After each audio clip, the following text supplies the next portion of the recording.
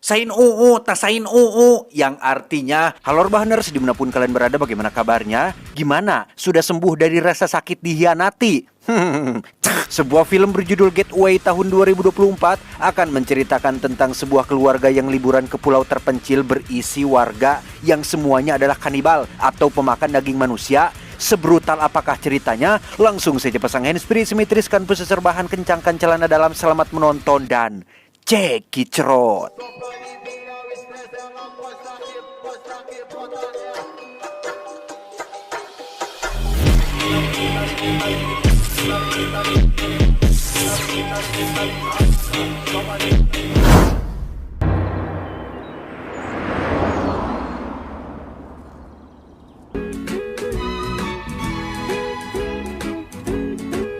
Cerita akan berfokus pada keluarga yang terdiri dari Richard si ayah, Susan si ibu, Jessie si kakak, dan Sam si adik. Mereka sedang dalam perjalanan untuk liburan di sebuah pulau terpencil di Swedia, bertepatan dengan perayaan 10 tahun sekali yang dirayakan dengan semacam festival dan drama tradisional, sehingga Richard dan keluarga pun tampak sangat excited dengan rencana liburan ini. Every 10 years, the islanders celebrate the festival of Karantan. or quarantine. Mummy, thank you for the info. Beliefs. Tiba di dermaga untuk naik kapal feri, Richard dan keluarga pun menyempatkan makan di sebuah restoran kecil yang ada di sana. Yang tepat saat Richard dan Susan sedang memesan makanan, Jessie dan Sam pun terlihat sedang berada di belakang restoran, menemukan seekor burung merpati yang kepalanya terputus, yang entah siapa orang yang sudah tega melakukannya. Selesai makan, si penjual pun langsung membereskan piring kotor di meja Richard sembari bertanya kemana tujuan mereka, dan tebak apa reaksi si penjual? No. No, I just thought I was. Sorry. Where are you going? Over into Svolta.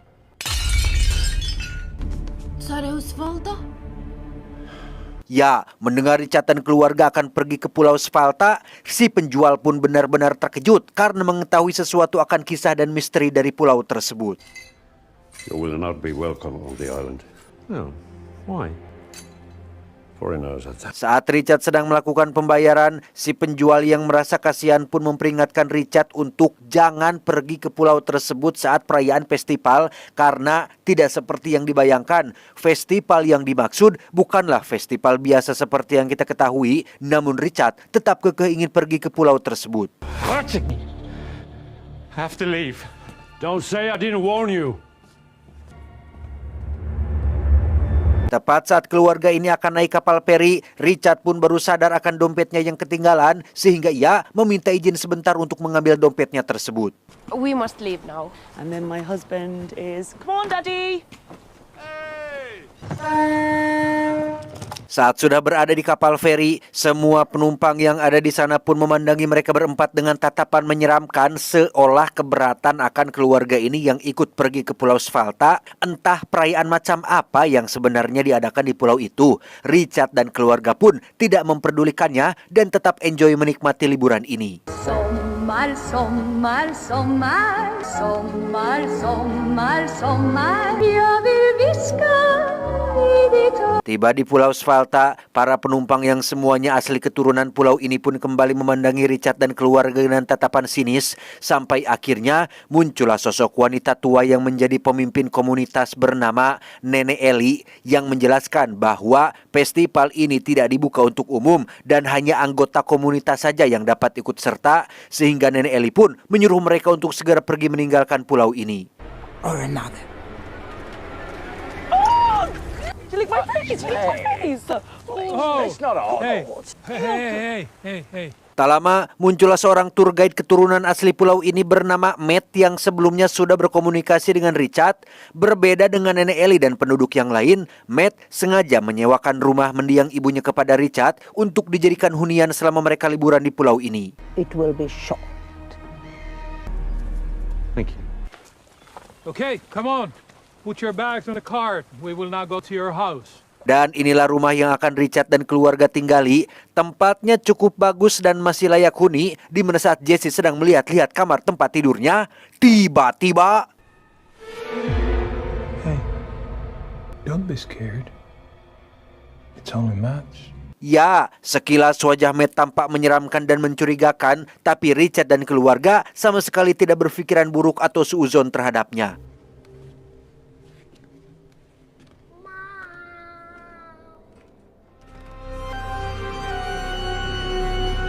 Singkat cerita, malam pun poek. Suasana rumah kini menjadi berbeda setelah lampu di semua ruangan dimatikan, di mana Richard dan Susan pun terbangun oleh cahaya yang muncul dari luar yang ternyata...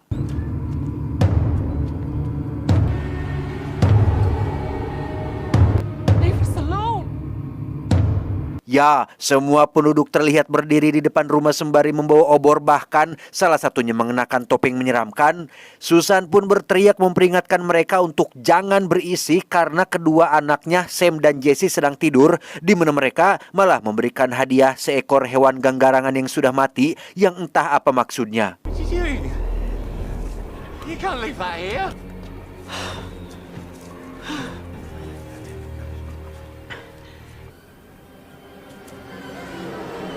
Keesokan paginya, Richard pun mendatangi kediaman Matt untuk menunjukkan hewan mati yang diberikan semalam, di mana Matt menjelaskan bahwa itu adalah semacam sambutan tradisional khas Pulau Svalta, dan Richard diminta untuk jangan terlalu mengkhawatirkan hal tersebut. I will take this to the commune. Thank you. I appreciate that. It's Thank you. Bye-bye. Siangnya, Richard dan keluarga pun berkeliling pulau sembari mencari spot yang bagus untuk berfoto, tanpa sadar jika di kejauhan ada seorang pria botak bernama Johan sedang mengawasi mereka berempat. Di saat yang sama di restoran yang pernah Richard dan keluarga kunjungi, beberapa polisi sedang melakukan olah TKP setelah mendapati mayat si pemilik resto yang ternyata sudah mati dengan kondisi yang sangat mengenaskan. Nice. Curiga jika pelakunya adalah salah satu warga di Pulau Svalta, seorang detektif kepolisian pun langsung meluncur ke pulau tersebut untuk melakukan penyelidikan, tepat saat Nenek Ellie dan beberapa penduduk sedang latihan drama untuk menyambut hari perayaan yang jatuh hari esok.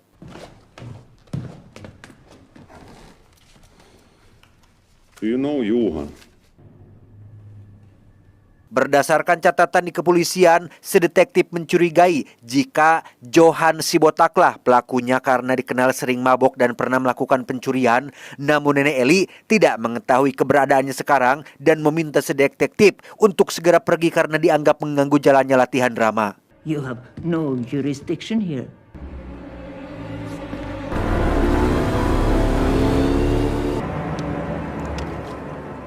Beralih ke Sam dan Jesse yang sedang mendatangi kafe milik salah satu pemuda bernama Paul yang selalu menunjukkan raut wajah jamedud alias cemberut. Paul secara terang-terangan memberitahu bahwa keberadaan keluarga mereka di tempat ini sangat-sangat tidak diterima. Bahkan muncul 3 orang warga yang bermaksud mengusir mereka keluar dari kafe tersebut. We don't want to be here, mate, okay? My waffles. They don't look it. Don't touch me. Dan ya, di luar sudah ada beberapa penduduk yang mengenakan jubah dan topeng lengkap dengan 4 peti mati yang entah ditujukan untuk siapa. Mereka pun tertawa menyeramkan yang membuat Sam dan Jesse risih, sehingga mereka berdua pun segera pergi meninggalkan tempat tersebut.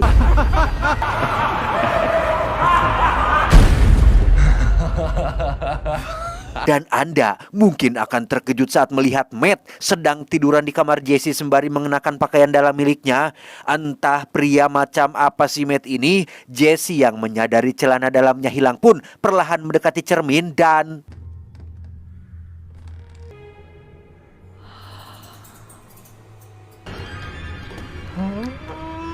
Malam harinya di aula komunitas warga Pulau Svalta, Nenek Ellie terlihat sedang memberikan pidato kepada seluruh penduduk terkait acara perayaan yang akan digelar besok.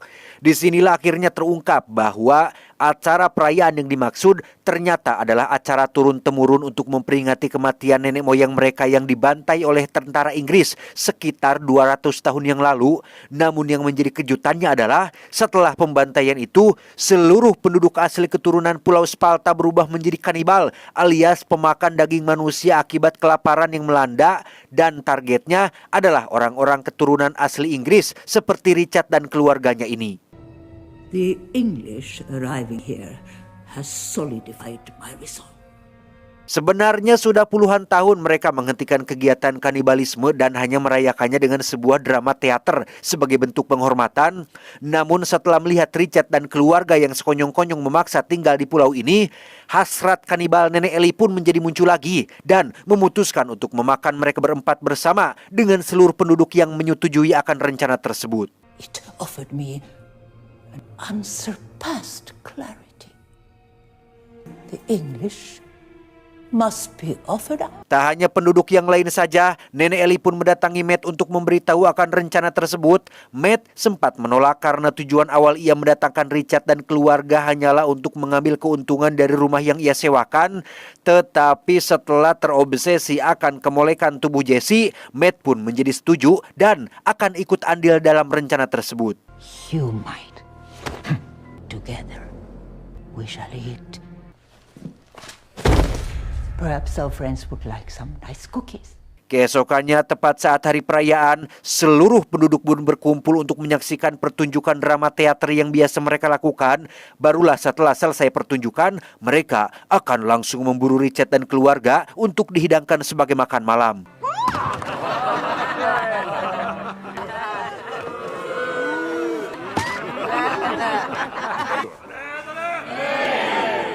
Di saat yang sama, Matt pun mulai menjalankan tugasnya untuk membuat Richard dan keluarga pingsan dengan cara memberikan mereka kue kering yang sudah dicampur dengan obat bius.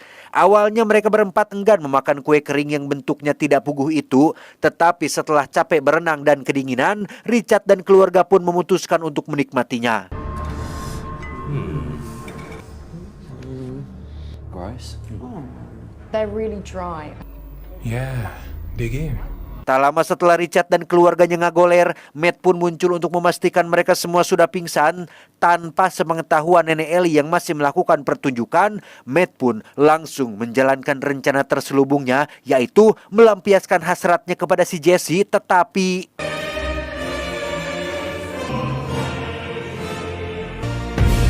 ya, Richard dan keluarga ternyata tidak pernah memakan kue kering tersebut, yang jika Anda masih mengira mereka berempat adalah korban yang patut dikasihani, Anda sudah salah besar karena ternyata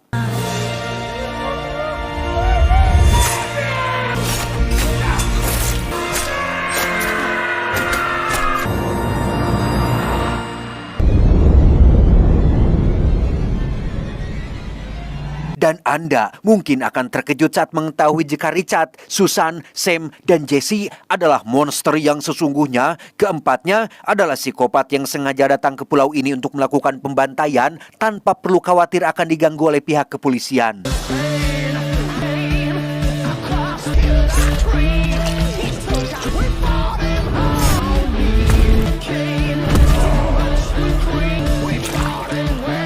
Alih-alih memburu keluarga kecil ini, justru Nenek Ellie dan para penduduk asli lah yang harus berlarian ketakutan menghindari kejaran Richard dan keluarga yang membrutal, membunuh secara membabi buta. Sehingga celakalah mereka semua yang benar-benar sudah salah dalam memilih korban. Hey, but you're getting really good at it. Come on. Malamnya, Jesse dan Sam pun mendatangi pusat komunikasi kantor pelabuhan untuk mencegah petugas menghubungi pihak luar. Disinilah kita akan melihat jiwa-jiwa psikopat yang ada di dalam diri mereka berdua ketika Jesse dan Sam harus berakting ketakutan untuk mengelabui petugas yang ada di sana. Come in. That was a strange man. Hide from the monsters.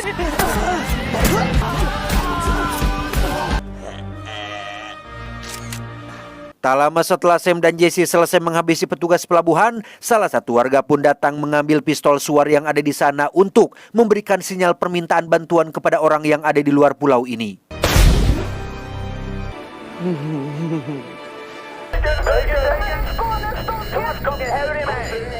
Tak lama setelah pihak kepolisian di luar pulau berhasil menerima sinyal permintaan tolong, Richard dan keluarga pun kembali melanjutkan perburuan yang kali ini targetnya adalah Nenek Ellie dan sisa warga yang bersembunyi di sebuah gudang. Sehingga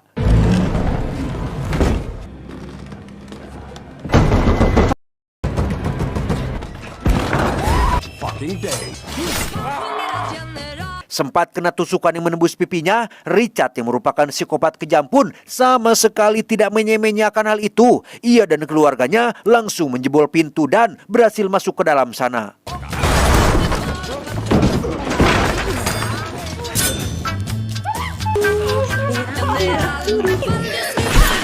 Ketika Richard CS sedang bersenang-senang, muncullah Paul yang bermaksud memberi peringatan, tetapi Not good. When I saw the flip. setelah Richard CS selesai bersenang-senang, kita akan melihat nenek Ellie dan suaminya berhasil kabur melalui jalan belakang dan tidak sempat melihat seperti apa bebenguk para pelaku yang sudah membantai warganya. Tidak seperti warga lain yang lemah dan ketakutan, nenek Ellie pun meyakinkan suaminya untuk tetap bertahan di pulau ini dan cari kesempatan untuk menghadapi para pelaku. You can do whatever you want. Help me complete the character. Di saat yang sama, Richard CS pun sedang rehat sembari menikmati api unggun, di mana Richard sekonyong-konyong menikam leher Sam hingga modar karena ternyata Have I? Why did you do that? His characterization is 2D and cliche at best. ya, siapa yang menduga jika Richard, Susan, Sam, dan Jesse bukanlah sebuah keluarga beneran. Mereka berempat adalah para psikopat yang secara kebetulan bertemu dan berakting jadi keluarga demi mengelabui orang lain. Aksi ini pun bukan yang pertama kalinya untuk mereka. Sebelumnya, mereka sudah gonta-ganti partner kerja dan melakukan aksi berbeda di berbagai belahan dunia. Yang karena Sam dianggap memiliki sikap buruk dan menjengkelkan, makanya Richard pun membunuhnya setelah semuanya sudah selesai.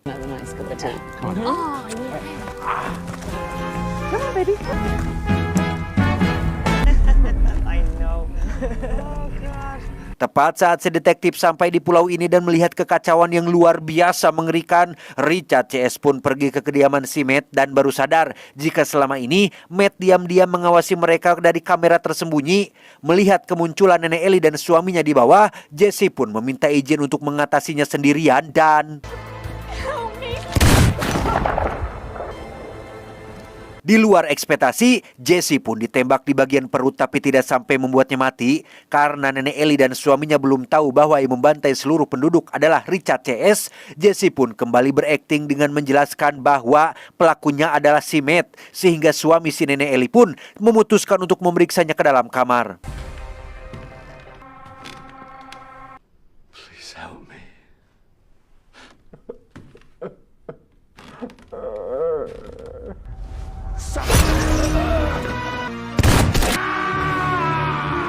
Ya, suami nenek Ellie pun maut oleh Richard yang pura-pura terbaring di atas kasur. Sementara untuk Jesse, ia didatangi oleh Susan yang masih berakting menjadi ibunya. Sampai akhirnya muncullah Richard yang datang ke sana sehingga mereka bertiga pun langsung menghentikan aktingnya yang membuat si nenek Ellie terkejut. Sampai akhirnya The English lied. I now realize.